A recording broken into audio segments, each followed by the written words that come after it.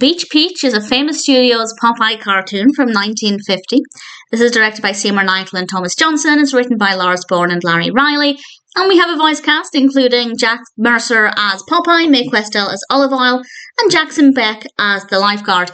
And the Lifeguard basically takes the place of where Bluto usually is. Popeye and Olive Oyl are having a lovely day out at the beach. I think the setting is really great, very well animated. And then the Lifeguard sees Olive Oyl and decides he wants Olive Oyl. So with no regard for Popeye, he decides to go after Olive Oyl, and needless to say, Popeye is not exactly thrilled about this.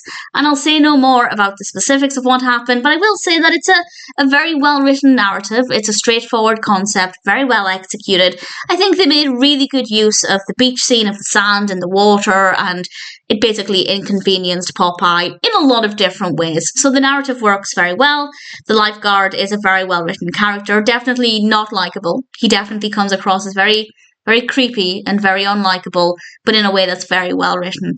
And Olive Oyl maybe could have been a little bit more aware of how Popeye was feeling with the Lifeguard's advances, but either way, I thought it was a fun narrative, well executed.